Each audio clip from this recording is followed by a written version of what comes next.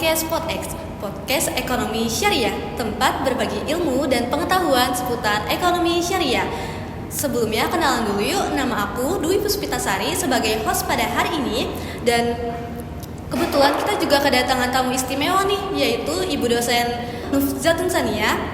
Beliau adalah dosen Universitas Pamulang, Prodi Ekonomi Syariah. Di episode kali ini kita akan membahas berbagai topik yang menarik loh seputar kewirausahaan ekonomi syariah. Tanpa berlama-lama, yuk kita mulai. Kalau boleh tahu kesibukan saat ini apa ya Bu? Kesibukan saat ini pastinya saya menjadi dosen di Ekonomi Syariah Universitas Pamulang. Selain menjadi dosen, saya juga sebagai pendamping UMKM di bawah Kementerian Tenaga Kerja dan juga fasilitator di bawah Kementerian Kominfo. Terus juga saya dengar-dengar Ibu ini sedang menjadi pendamping UMKM di Jakarta. Nah, kalau boleh tahu, Ibu boleh menceritakannya dari awal nggak Bu? Oke, ya benar. Saat ini saya sedang mendampingi 16 UMKM khususnya di daerah Jakarta Selatan di bawah Kementerian Tenaga Kerja. Nah, jadi sebenarnya awal mula saya menjadi pendamping itu bermula saya mengikuti training of trainer dari Kominfo. Kemudian dari situ saya menjadi fasilitator DTS TSA, awalnya mahasiswa. Kemudian alhamdulillah dipercaya mengisi pelatihan setiap tahun dari Kominfo juga ya. Nah, kemudian dari CV ya. Saya itu dilihat dari Kementerian Tenaga Kerja, makanya dipercaya untuk menjadi pendamping lapangan TKML lanjutan atau tenaga kerja lanjutan di bawah Kementerian Tenaga Kerja. Keren banget nih Ibu. Dan menurut Ibu itu apakah semua orang itu bisa ya Bu menjadi wirausahawan? Terus juga apa sih kunci untuk menjadi wirausaha itu? Pastinya setiap orang pasti punya potensi menjadi wirausaha ya, karena basicnya sendiri setiap orang kan ingin selalu untung ya kan.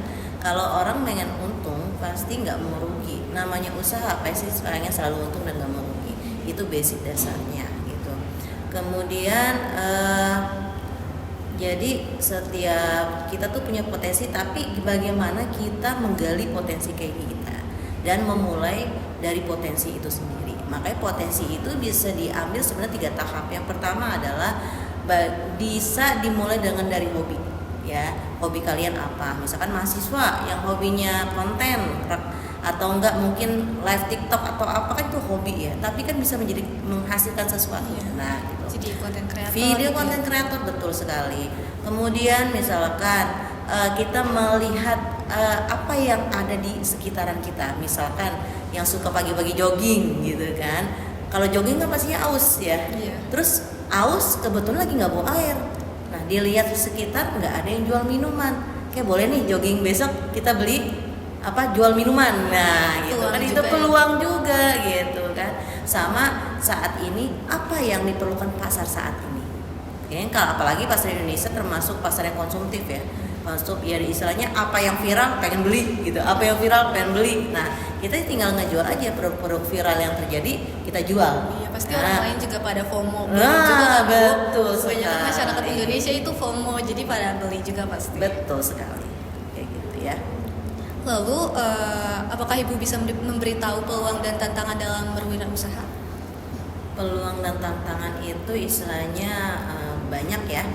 Terus peluang itu sebenarnya kalau untuk saat ini ya, mungkin yang paling banyak ya kayak konten kreator TikTok ya, dropshipper ya, desainer mungkin ada yang suka gambar gitu kan, jadi desainer, mungkin YouTuber juga, daripada ngerekam sendiri tidak ada hasil ya, mendingan bikin aja sekalian YouTube channelnya sendiri, bisa dengan keseharian, mungkin konten mahasiswa gitu ya kan, in my life bisa juga kayak gitu ya.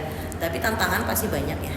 Mungkin kalau untuk segi tantangan, keterbatasan baik ilmu maupun pengalaman itu termasuk tantangan kita. Apalagi di era digital kita, ilmu tentang kewirausahaan itu semakin maju ya, dari segi digitalisasi ya.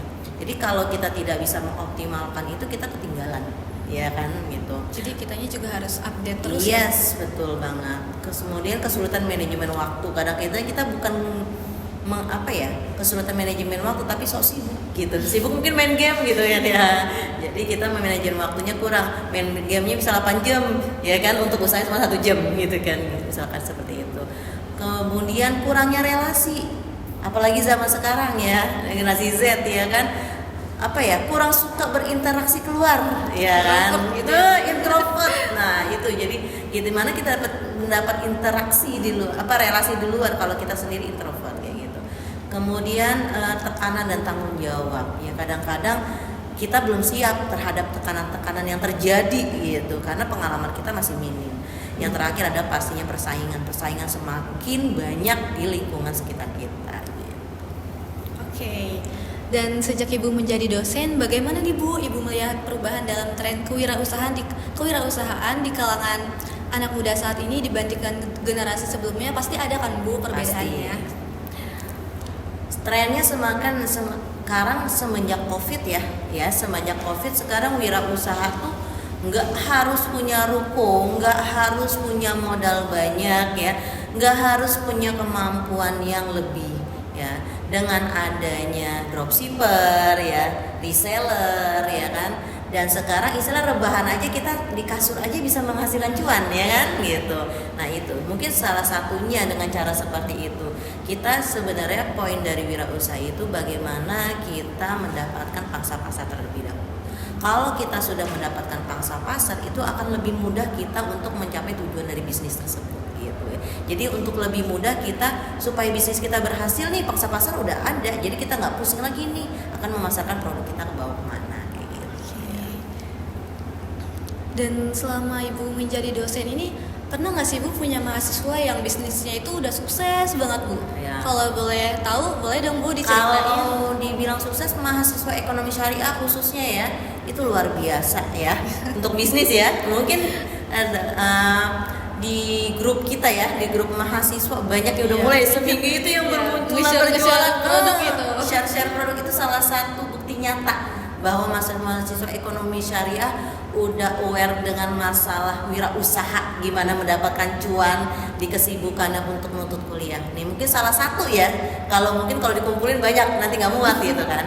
Salah satunya ada, namanya adalah, manggilnya apa nih? Dek Zalfa apa Mas Zalfa atau Mas Zalfa aja kali ya. Oke, Mas Zalfa dia semester 3 ya, semester 3 dia kuliahnya setiap hari Kamis aja gitu. Ada mungkin salah satu. Mungkin nanti kita bisa ngobrol dengan dia. Oke. Halo Mas Zalfa, gimana nih kabarnya? Alhamdulillah keadaan aku baik. Oke, jadi saya tahu dari Ibu Nia kalau Mas Zalfa ini mempunyai sebuah wirausaha yang baik gitu. Jadi boleh dong diceritain sedikit. Jadi awal ceritanya itu sekitar 2020, itu di masa sebelum sekitar detik-detik ingin mendekati Covid, bahwa dulu itu awalnya bisa bikin usaha cireng. Aku termotivasi dari pengalaman ibu, karena ibu dulu karena ibu sering jajan dan sering nyemil-nyemil, ibu itu suka beli cireng frozen food. Dan pada masa itu cireng frozen food bisa dibilang memiliki kekurangan, yaitu di mana waktu saat digoreng itu cirengnya meledak. Dan ibu mengalami sendiri pada waktu itu ketika ibu sedang iseng dan ingin mencoba goreng sendiri, dan itu terjadi pada ibu, ada tragedi cirengnya meledak dan melukai ibu dan membuat trauma. Dan di situ pada saat trauma aku berusaha menenangkan dan berusaha untuk bagaimana ibu tidak trauma dengan cireng tersebut, karena pada masa itu marak-maraknya cireng meledak. Dan aku termotivasi untuk membuat usaha itu, untuk membuat usaha cireng, termotivasi karena supaya ibu tidak trauma akan cireng tersebut. Dan aku didukung ayah untuk membuat cireng tersebut. Sebelum aku membuat cireng tersebut, aku mengunjungi produsen-produsen cireng yang pada saat itu cirengnya sering meledak, dan mereka bilang ternyata ada suatu adonan di mana adonan tersebut tidak dimasuki minyak, dan itu yang membuat di mana cirengnya ketika digoreng itu meledak dan melukai sang penggorengnya. Pada saat itu aku langsung berpikir gimana caranya kita membuat adonan cireng yang bisa dimasuki minyak. Jadi adonannya itu bisa dimasuki minyak dan membuat hasil ketika digoreng itu tidak meledak. Akhirnya pada saat itu aku mencoba, mungkin sekitar 2020 akhir menjelang 2021 awal itu aku berhasil membuat adonan sendiri untuk dinikmati keluarga sendiri. Nah pada saat itu kan COVID ya kayak.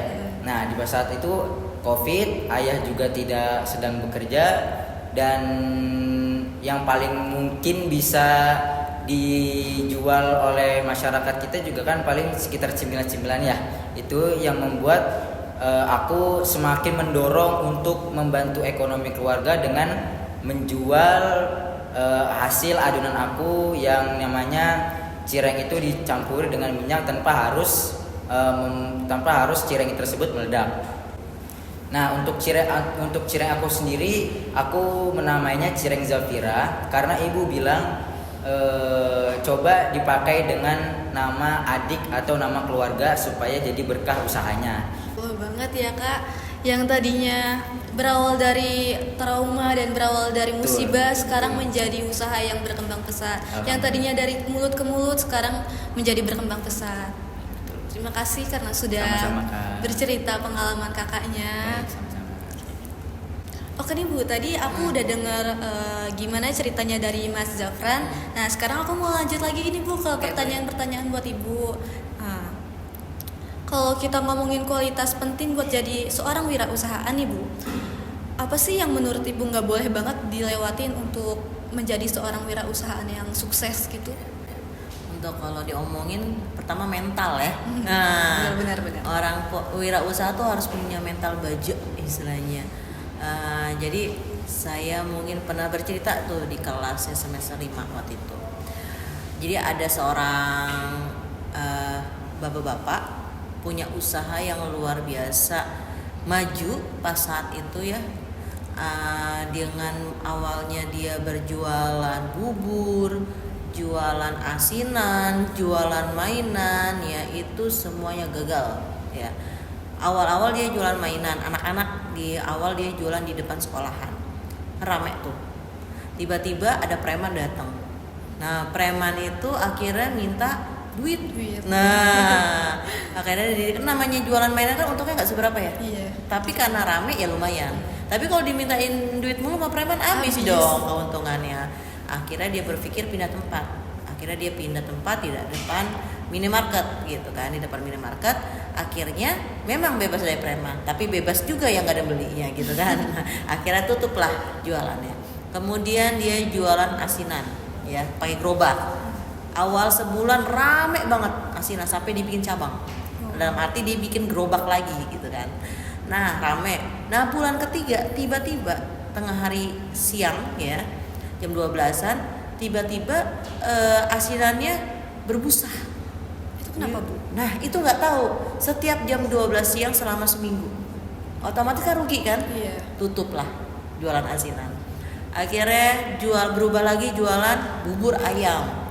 Bulan pertama rame yang beli bubur. Siapa yang nggak suka bubur buat sarapan gitu kan? Nah rame. Nggak lama bulan kedua ya, pas mau jualan bubur itu mencair dan mengeluarkan aroma yang tidak sedap. Ada aja ya Bu? Ada aja ya. Nah akhirnya tutup. Stres dong karena bapak-bapak itu udah punya anak dan istri. Kemudian dia berpikir ya Allah, jadi dia sampai berburuk sangka sama Allah. Ya Allah, kenapa setiap saya usaha selalu gagal? Akhirnya di tengah-tengah kegundahannya dia ingat dengan cerita Nabi Musa. Nah, di Nabi Musa kan dia dikejar-kejar Firaun ya. Tiba-tiba disuruh Allah apa? Untuk menghantarkan tongkat Nabi Musa ya. Akhirnya dengan tongkat itu Nabi Musa terselamatkan dengan cara dihentakkan ke laut. lautnya terbelah menjadi dua. Nah itu dia berpikir, Nabi Musa aja diselamatkan oleh Allah dengan caranya, masa saya sebagai manusia biasa tidak terselamatkan oleh Allah. Nah kemudian dia dikenalkan sama temennya oleh petani lemon. Ya, petani lemon dikenalkan, dia berpikir kayaknya lemon ini bisa jadi ladang usaha. Akhirnya dia jual sari lemon. Nah alhamdulillah usahanya luar biasa. Dia nggak mikirin tempat, nggak mikirin gerobak, nggak mikirin preman, dengan cara memasarkan lewat online. Sari lemon, kenapa berpikir sari lemon? Karena banyak umat wanita ya, wanita itu banyak yang pengen kurus. Iya kan, dengan sari lemon itu termasuk salah satu solusi pengen kurus tetapi tidak menyebabkan lambung bermasalah. Nah, akhirnya usaha sari lemonnya luar biasa, banyak yang beli. Omset per bulannya itu hingga 100 juta. Masya Allah banget ya. Dari situ dia berpikir ternyata ini loh, Allah akan memberikan kepada manusia hasil yang maksimal ya, untuk manusia mengerjakan secara maksimal. Jadi dengan kegagalan itu kan udah maksimal, ya kan? Akhirnya dia lebih maksimal lagi menjalankannya. Kurang lebih seperti itu. Yang penting mental kita harus kuat. Ya, jadi setiap kegagalan pasti ada ya Bu ya. Pasti. Tapi pasti kita juga harus banget adanya ibadah juga, tawakal juga. Makanya kita istilah namanya bisnis tuh ya kita interaksinya dengan Allah langsung. Makanya berbisnis dengan Allah. Karena kita hanya Allah. Karena kita cuman berusaha, berdoa, masalah hasil urusan Allah. Kayak gitu. Yang terakhir nih Bu, Ya. pesan apa sih yang paling penting yang Ibu ingin sampaikan buat mahasiswa atau anak muda yang ragu-ragu untuk membuka usaha? Karena saya sendiri pun sebenarnya mau buka usaha tapi saya ragu Bu. Oke. Tuh pasti yang lain juga kayak gitu kan Bu. Sebenarnya 2 kata, mulai aja dulu. 3 kata ya, mulai aja dulu. Mulai aja dulu, gitu. Dia kalau cuma berhayal, ide ya, pikiran yang macam-macam nggak mulai-mulai nggak bakal jalan. Nah, yang penting mulai aja dulu. Yang penting berani gitu ya, Bu. Yes, gitu aja mungkin. Oke, terima kasih banyak buat Ibu Nia yang sudah memberikan waktu dan memberikan wawasannya kepada kita semua. Semoga diskusi ini dapat memberikan inspirasi dan motivasi bagi mahasiswa ekonomi syariah. Jangan lupa untuk follow podcast ini agar tidak ketinggalan episode-episode selanjutnya ya. Sampai jumpa di episode selanjutnya. Wassalamualaikum warahmatullahi wabarakatuh.